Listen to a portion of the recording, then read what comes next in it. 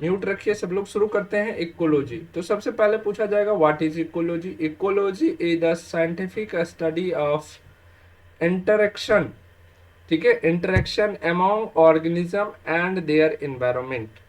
पारिस्थितिक जीवों और उनके पर्यावरण के बीच के परस्पर क्रियाओं का वैज्ञानिक अध्ययन क्या कहलाता है? पर्यावरणीय अध्ययन कहलाता है। ठीक है, चल।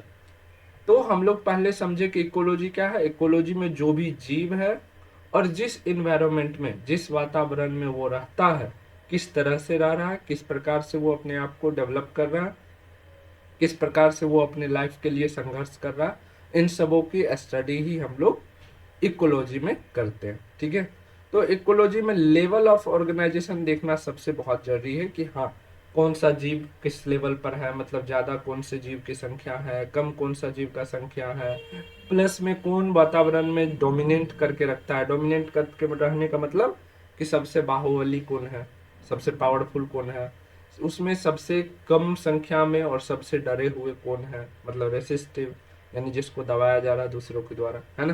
तो ये सब चीजें हम लोग पढ़ते हैं लेवल ऑफ ऑर्गेनाइजेशन। ठीक है, तो सबसे पहले आता है ऑर्गेनिज्म। किसी भी हम इकोसिस्टम में देखेंगे तो ऑर्गेनिज्म में ही देखना होगा, है ना, जिसमें हमारा क्या आ जाएगा, इंडिविजुअल और लिविंग बींग आएगा, है ना, इंडिविजुअल्स और लिविंग बींग आएगा। जैसे कि मेढक हो गया, या पौधा हो गया, या फिर जल में पाए जाने वाले मछली हो गया, कुछ भी चीज। तो सबसे पहले ऑर्गेनिज्म होगा, तभी ना हमारा इकोसिस्टम होगा। तो इकोसिस्टम के लिए लिविंग बींग का होना जरूरी है। देन आता है पॉपुलेशन, जनसंख्या, group of individual of the same species in A given area. अब आता है कि पॉपुलेशन, जनसंख्या। जनसंख्या अगर मान लो कहीं पर हम एक मेढक को छोड़ दें, उसके द्वारा खाना पीना, उसको उसके हिसाब का खूब खाना पीना 500 साल का रख दे, तो क्या अगले अगले जनरेशन को मेढक देखने को मिलेगा? ये बताओ। नहीं देखने को मिलेगा। क्यों? क्योंकि वो सिंगल मेढक है, खाएगा पिएगा, जब उसका नेचुरल डेथ होने का हो जाएगा, उसकी जनसंख्या नहीं बढ़ी ना, वो रिप्रोडक्शन करके अपना जनसंख्या तो नहीं बढ़ाया ना नेक्स्ट जनरेशन के लिए। तो वहां पर उसके ग्रुप्स की होनी जरूरत है, उसमें मेल फीमेल दोनों हो, तब जाकर के बढ़ेगा। और ऐसा नहीं कि एक एक मेल मेढक रख दिए, एक फीमेल मेढक रख दिए तो उससे पॉपुलेशन बनेगा, नहीं। एक से जो बच्चे प्रोड्यूस करेंगे, हो सकता है वो ना सर्वाइव करे, मर जाए, या फिर हो सकता है कि वही दोनों मर जाए। इसीलिए ग्रुप ऑफ इंडिविजुअल यानी कि स्पेसीज होना चाहिए, है ना। चलो नेक्स्ट देखते हैं।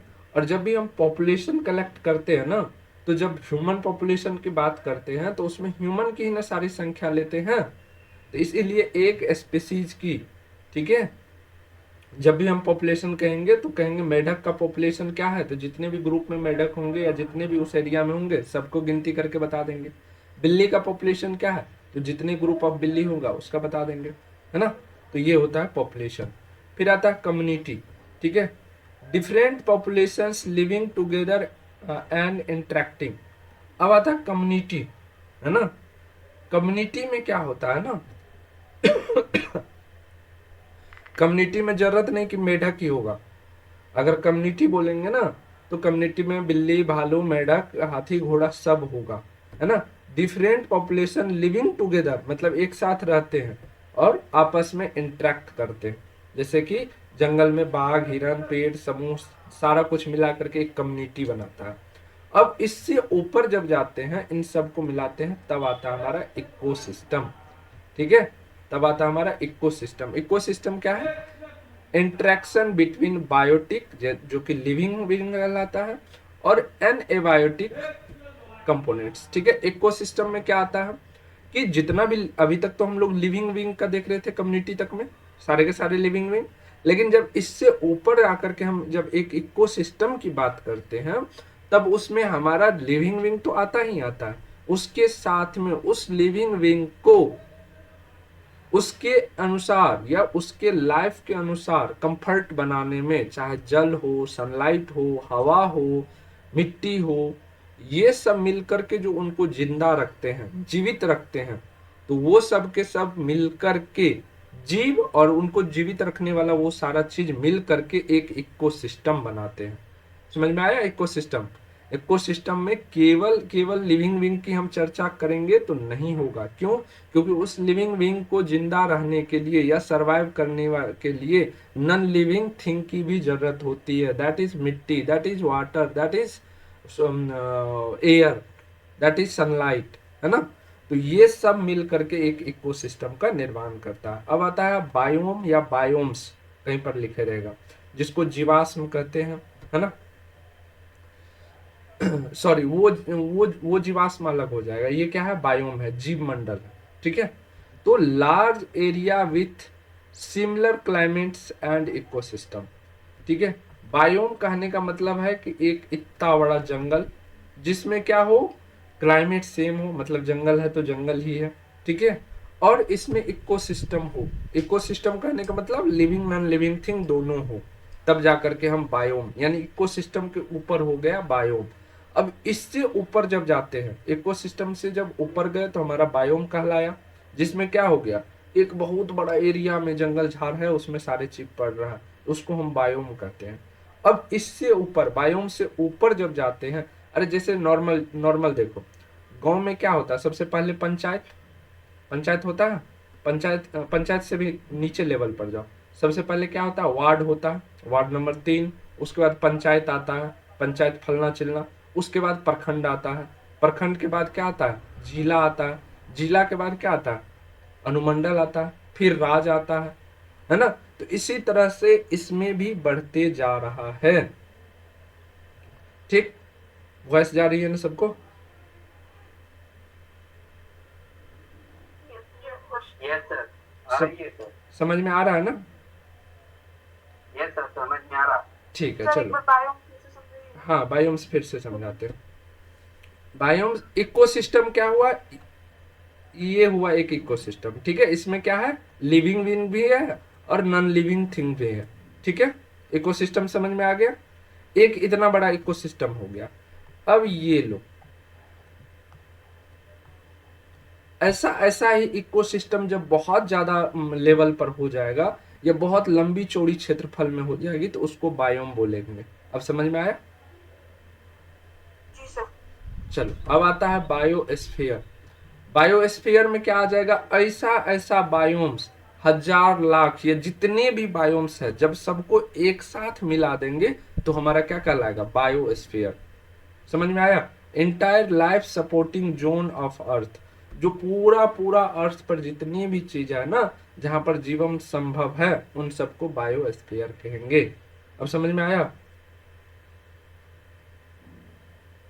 सारी चीजें यस समझ में सर। आया? यस सबसे सर। जब पहले बहुत एक, सारे बायोम, हाँ, शॉर्ट सब, में याद रखने के लिए, जब बहुत सारे बायोम को हम लोग जोड़ देते हैं तो उसी को बायोस्फीयर कहते हैं। हाँ, सबसे पहले आते हैं पॉपुलेशन से शुरू करते हैं। पॉपुलेशन, यहाँ पर मान लो 4 गो डॉगी है, तो ये इसका पॉपुलेशन हो गया। किसी एक जाति की संख्या को जब हम देखेंगे तो वो पॉपुलेशन हो गया। अब उसी पॉपुलेशन, अब मान लो ये डॉग का पॉपुलेशन है, डॉग पॉपुलेशन, डॉग पॉपुलेशन, बिल्ली पॉपुलेशन, कुत्ता पॉपुलेशन, सबको मिला करके जब एक जगह इकट्ठा करेंगे तो उसको कम्युनिटी बोलेंगे, ठीक है। उसको कम्युनिटी बोलेंगे। अब कई सारा कम्युनिटी मिला देंगे जिसमें लिविंग और नॉन लिविंग थिंग दोनों चीज रहेगा, उसको हम लोग इकोसिस्टम बोलेंगे।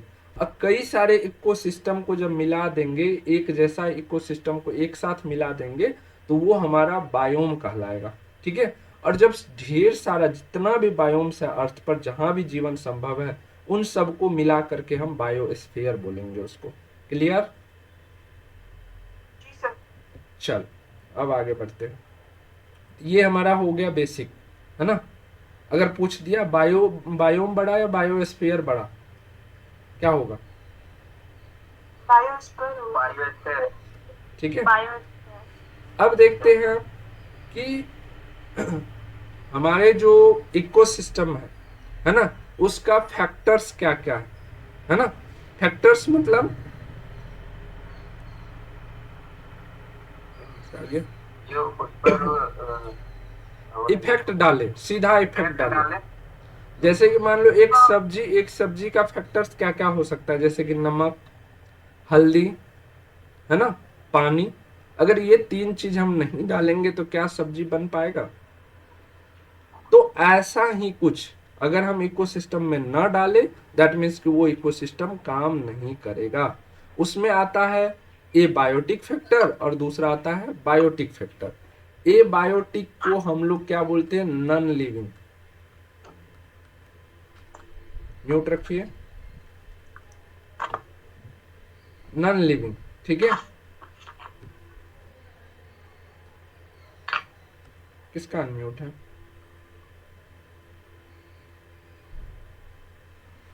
नेक्स्ट देखते हैं एबायोटिक फैक्टर्स, जो कि क्या क्या है। जो एबायोटिक फैक्टर के बारे में हमने बताया कि ये नॉन लिविंग्स होगा, जैसे कि आपका तापमान यानी temperature, water, light, soil, pH value, और उसके बाद लवणता, है ना, कि लवणता मतलब इसकी लवणता एसिडिक है कि बेसिड है, क्या है, ठीक है ना। अब आता है कि वैसे एबायोटिक को भी 3 टाइप में हम लोग बांट देते हैं। कोई बताएगा क्या क्या चीज में बांट देते हैं? होता है तो बस इतना ही, मोस्ट इंपोर्टेंट तो इतना ही है, लेकिन उसको भी हम लोग 3 प्रकार से बांट देते हैं। बताओ।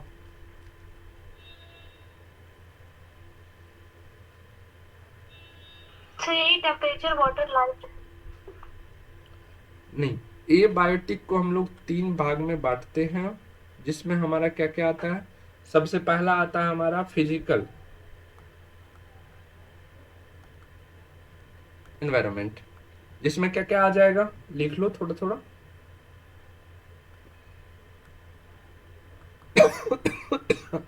सॉइल, वाटर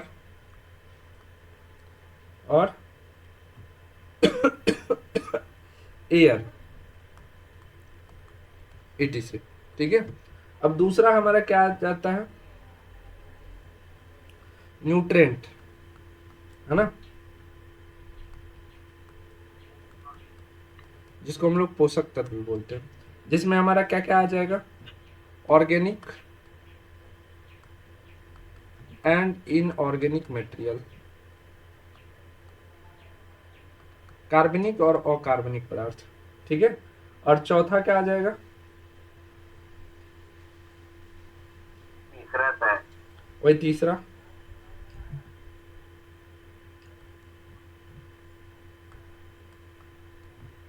क्लाइमेटिक फैक्टर है तो यस, क्लाइमेट टेम्परेचर और फैक्टर, लाइट आ जाएगा।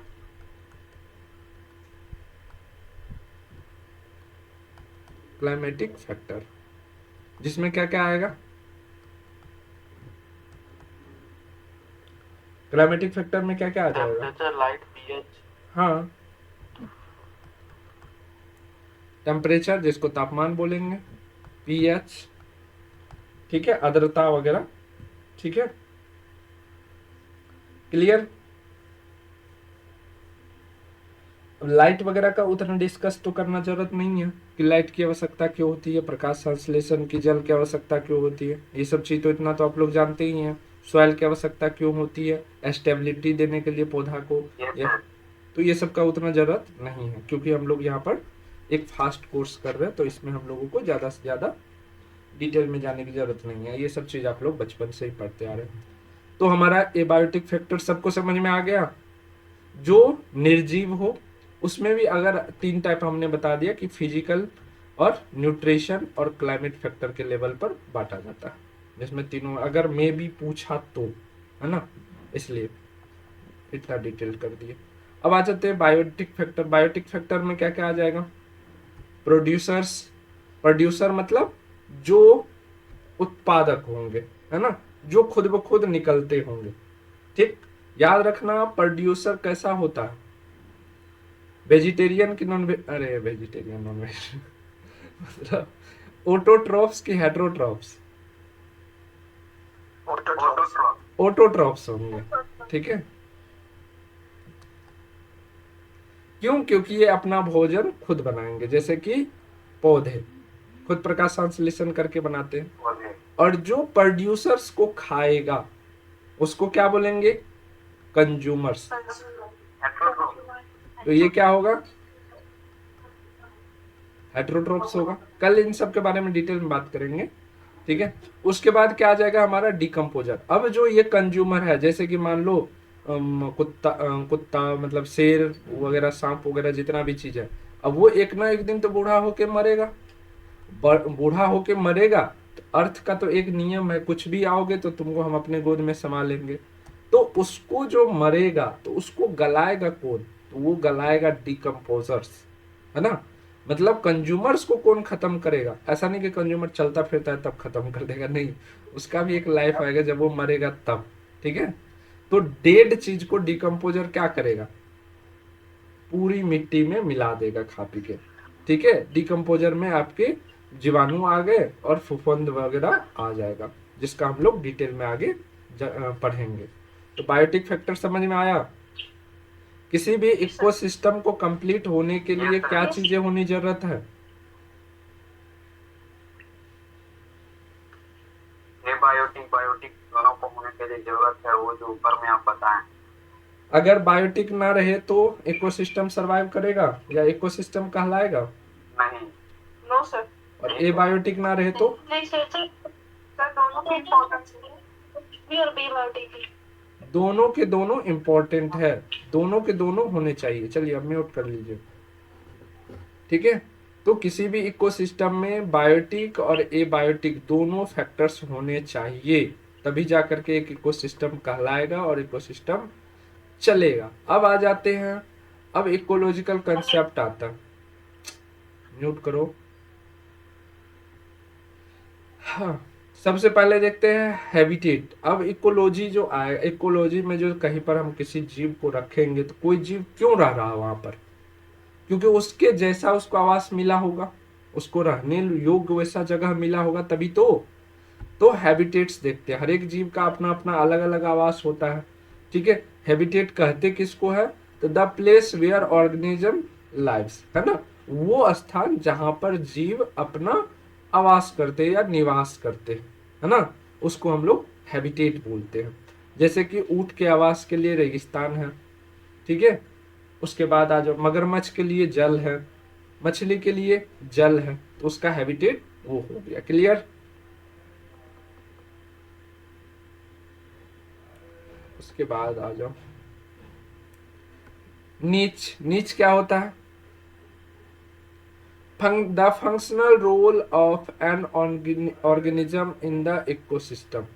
नीच, नीच मतलब वो नीच नहीं समझ लेना, नीच अधर्मी पापी वो वाला नहीं। नीच ये हुआ कि कोई भी, है ना, कोई भी जीव किसी इकोसिस्टम में तभी तक रह सकता है जब उस इकोसिस्टम में कुछ कंट्रीब्यूट कर रहा हो, है ना, कुछ इकोसिस्टम को कंट्रीब्यूट कर रहा हो तभी आपको रहने देगा।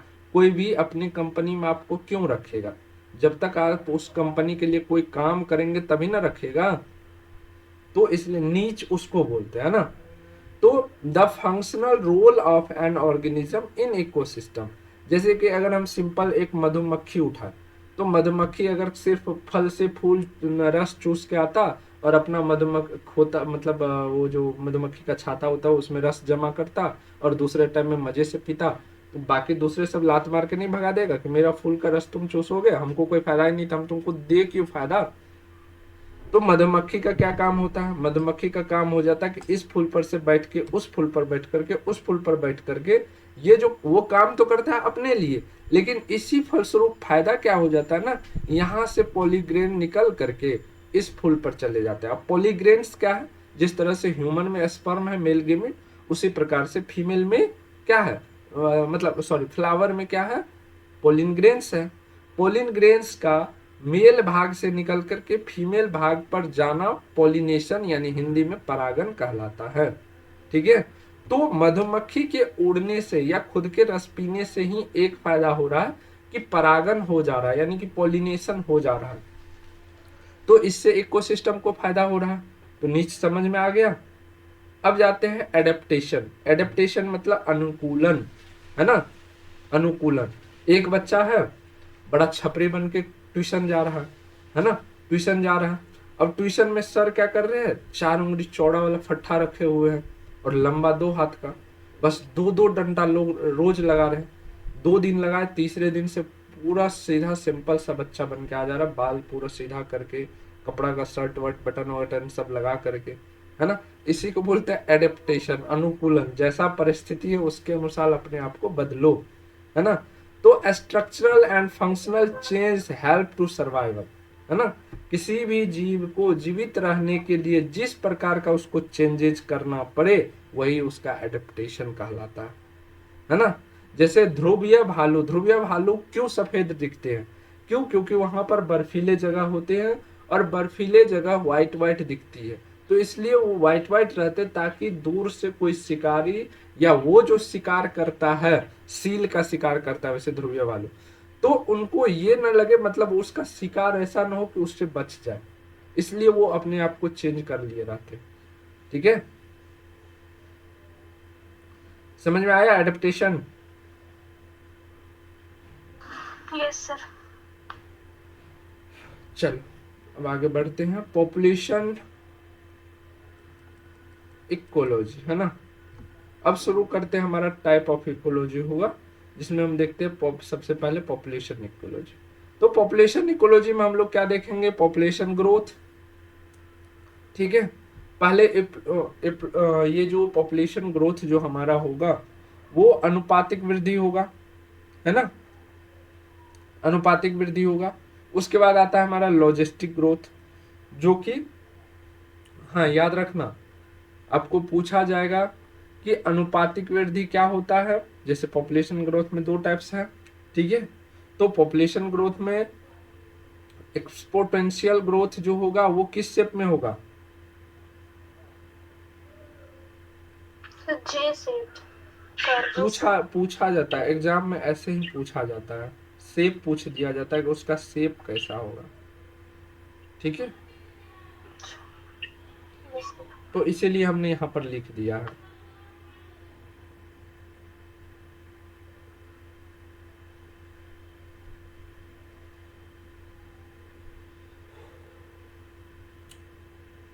चलो हाँ आगे बढ़ो। क्या पढ़ रहे थे? Exponential growth. ठीक है, एक्सपोनेंशियल नहीं, एक्सपोनेंशियल ग्रोथ। ठीक, तो ये हम लोग किस शेप का देखते हैं? जे शेप का देखते हैं। सर जे शेप कुछ ऐसा ही होता है। आगे से ये अगर मान लो इस तरह से करेंगे, नहीं ऐसे हो गया, ऐसे करके तो ये जे शेप ही हुआ ना। और फिर उसके बाद ये देखते हैं हम एस शेप बनता है। लॉजिस्टिक ग्रोथ जो होता है वो एस शेप बनाता है। सर कैसे इसको समझेंगे? समझने का जरूरत नहीं है। जब यहाँ से उठेगा कुछ समय के लिए हाई रहेगा, फिर लो पर आएगा, फिर धीरे धीरे टाइम के साथ बढ़ेगा, तो एस शेप हो गया ना। तो कुछ इस प्रकार से कर्व बनाते हैं, तो इसमें दिमाग नहीं लगाना, बस याद रख लेना किसका क्या शेप है। ठीक है, चलो अब आता है पॉपुलेशन डेंसिटी। पॉपुलेशन डेंसिटी क्या होता है बताओ?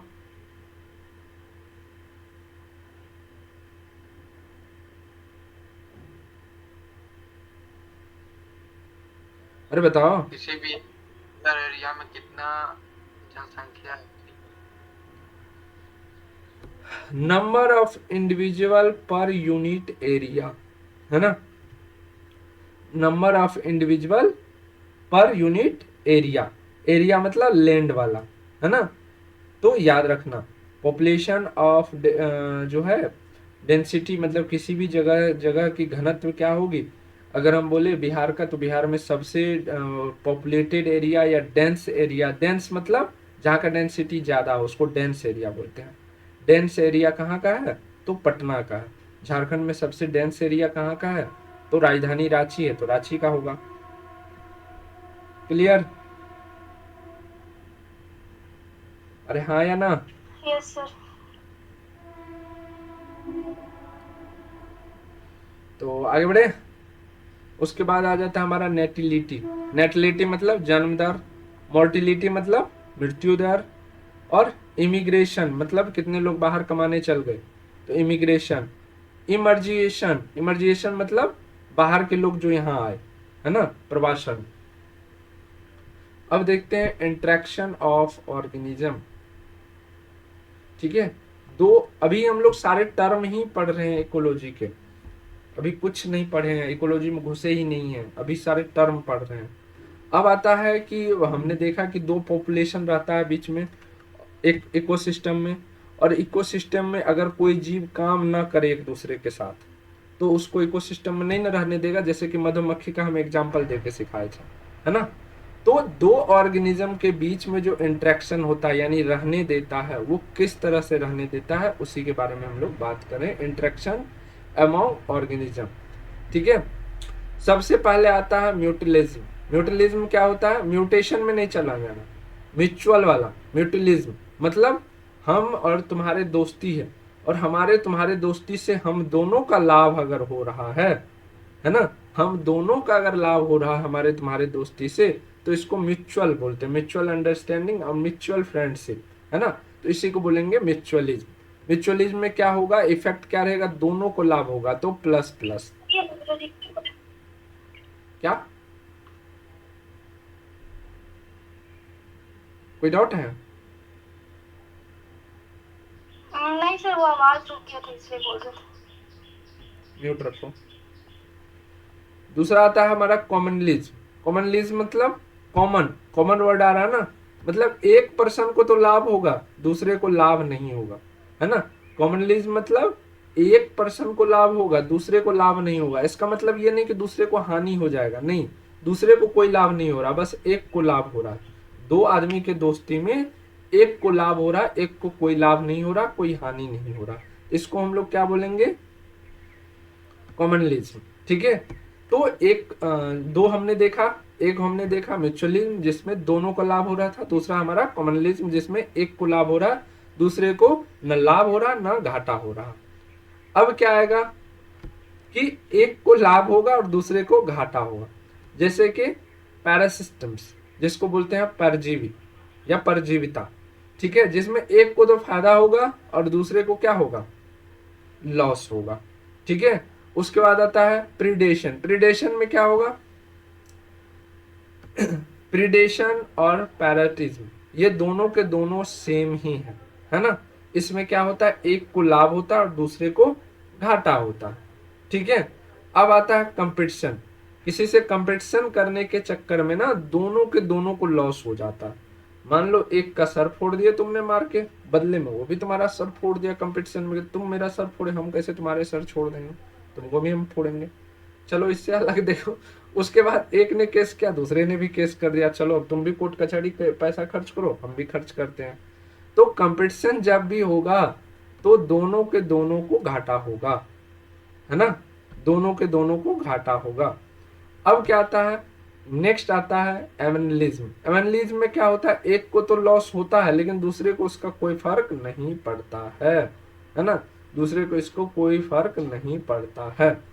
ठीक है, जैसे कि पड़ोसिया तुम्हारे घर के जो एस्बेस्टर पर ईटा मार के तुम्हारा ईटा एस्बेस्टस फोड़ दिया, पड़ोसी को तो कोई घाटा नहीं हुआ लेकिन तुम्हारा लॉस हो गया, तुम्हारा एस्बेस्टस फूट गया, है ना।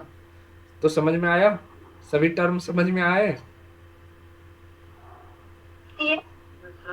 हाँ, तो ये टर्म याद रखना क्योंकि ये टर्म पूछा जाएगा इकोलॉजी में, क्वेश्चन आएगा तो किसको किस में लॉस हो रहा है, किसको किस में हाँ बेनिफिट्स हो रहा है, वो याद रखना। ठीक है, तो अब आते हैं हम इकोसिस्टम। इकोसिस्टम का टर्म देखते हैं। ठीक है, अभी तक हम लोग इकोलॉजी देख रहे थे, अब देखते हैं इकोसिस्टम में। इकोसिस्टम में जैसे कि आपको पता है कि दो चीजें होती है, एक होता है बायोटिक और दूसरा होता है एबायोटिक। ठीक है, अब आता है टाइप ऑफ इकोसिस्टम। कितने टाइप्स के होते हैं, दो टाइप्स के होते हैं। एक तो नेचुरल इकोसिस्टम जैसे कोई जंगल, ठीक है, ओशियन, डेजर्ट, ओशियन मतलब समुद्र, है ना, ओशियन। उसके बाद डेजर्ट मतलब रेगिस्तान, है ना। तो फॉरेस्ट यानी जंगल, ओशियन यानी कि समुद्र वाला, ये झील वाला भी हो सकता है, कोई बात नहीं है उसमें। ठीक है, सारे जलीय इसमें इंक्लूड कर दिए जाते हैं वैसे। ठीक, उसके बाद आता है डेजर्ट, है ना, डेजर्ट मतलब रेगिस्तान। अब आता है आर्टिफिशियल। ठीक है, तो आर्टिफिशियल एक्वेरियम जहाँ पर हम लोग खुद से करते हैं, एक देखते हो ना घर में एक पोट रख देते हैं, उसमें छोटी छोटी कलर कलर मछली रख देते हैं, उसमें थोड़ा घास फूस उगा देते हैं, करते हो कि नहीं करते हो? तो ये सब आर्टिफिशियल इकोसिस्टम हो गया। प्लस में हम लोग जो धान गेहूं बोते हैं तो उस समय उसमें लगने वाले पंछी, उसमें लगने वाले कीड़े, उसमें लगने वाला जो होता है, तो ये सब के सब जैसे ही फसल हम काटते हैं तो वो इकोसिस्टम खत्म हो जाता है। तो ये सब क्या हो गया, आर्टिफिशियल हो गया। जो आर्टिफिशियल किसको बोलते हैं, जो मानव रहित हो, है ना, जो मानव के द्वारा लगाया गया हो। ठीक है, अब आता है किसी भी इकोसिस्टम का फंक्शन क्या होता है। ठीक, तो एनर्जी का फ्लो करवाना, न्यूट्रिएंट का साइक्लिंग होना, मतलब एक से गया न्यूट्रिशन दूसरे में, दूसरे से न्यूट्रिशन तीसरे में, तीसरे से न्यूट्रिशन चौथे में, इस तरह से। इकोलॉजिकल बैलेंस, इकोलॉजिकल बैलेंस यानी कि चूहा के, अगर मान लो कि मेढक की संख्या 2000 हो जाएगा और ये स्नेक उसको खाएगा नहीं, तो मेढक 5000, 10,000, 20,000 और पृथ्वी मेढक ही मेढक रहेगा, इसलिए स्नेक इसको खा जाता है। अब सांप मेढक को खा खा करके अपना संख्या न बढ़ा ले, इसके लिए इसके ऊपर भी रहता है, इसके ऊपर वो रहता है बड़ा वाला, क्या बोलते हैं उसको, अरे वो पानी में जो रहता है। मोर भी तो खाता है, मोर भी तो खाता है सर। ना ना, मोर ये सब चीज नहीं खाता, मोर बहुत शुद्ध शाकाहारी होता है। हाँ, ईगल वगैरह, ठीक खाता है, है सर। ईगल वगैरह। मोरनी शुद्ध होता है, शुद्ध शाकाहारी होता है मोरनी। मोर थोड़ा सा खचड़ा होता है, मोरनी लेकिन बिल्कुल शुद्ध होती है, वो शुद्ध शाकाहारी होती है। चलो ठीक है, तो सांप को भी खा जाता है। ठीक, तो इस प्रकार से हमारा इकोलॉजी का बैलेंस भी बना रहता है। अब आते हैं इकोलॉजी में हमारा एनर्जी का फ्लो कैसे होता है। तो 10% होता है, याद रखना हमेशा क्या होता है, 10% एनर्जी फ्लो होता है। जो प्रोड्यूसर होंगे उससे प्राइमरी कंज्यूमर में 10% जाएगा, प्राइमरी कंज्यूमर से सेकेंडरी कंज्यूमर पे 10% जाएगा, इसमें से इसमें, इसमें से सबसे इसमें। तो डायरेक्शन कैसा बन रहा है, पैरामिड कैसा बन रहा है, अपवर्ड पैरामिड ना, ऊपर की ओर जा रहा है ना, और 10% ही फ्लो हो रहा है। प्रोड्यूसर, उसके बाद प्रोड्यूसर को खाने वाले को क्या बोलेंगे, शाकाहारी या मांसाहारी। याद रखना प्रोड्यूसर को खाने वाला हमेशा शाकाहारी होता है, जिसको हम लोग प्राइमरी कंज्यूमर कहते हैं, वो हमेशा के हमेशा शाकाहारी होगा। क्यों, क्योंकि प्रोड्यूसर में क्या है, पेड़े पौधा ना है प्रोड्यूसर, जो प्रकाश संश्लेषण से भोजन बनाएगा वो तो पेड़े पौधा होगा ना। तो ये हो गया प्रोड्यूसर, प्रोड्यूसर को खाने वाला हार्बीवोरस, हार्बीवोरस बोले तो शाकाहारी। ठीक है, उसके बाद आ जाता है कार्निवोरस, मतलब जीवों को खाने वाले को कार्निवोरस बोलते हैं, और उसके बाद में टॉप कार्निवोरस आ जाता है, मतलब अलग अलग टॉप क्लास के जीव को खाने वाला आ जाता है। क्लियर,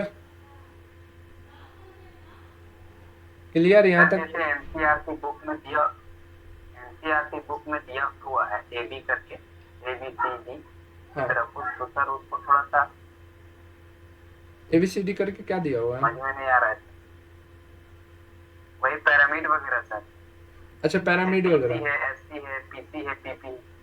अच्छा ठीक है, तो एनसीईआरटी से लेकर के नेक्स्ट लेक्चर में हम एनसीईआरटी वाला डायग्राम सब इंक्लूड कर देंगे। ठीक है, जी सर। तो एनर्जी लेवल तक रहने देते हैं, सब अच्छे से पढ़ाई करके इसको नेक्स्ट डे आना।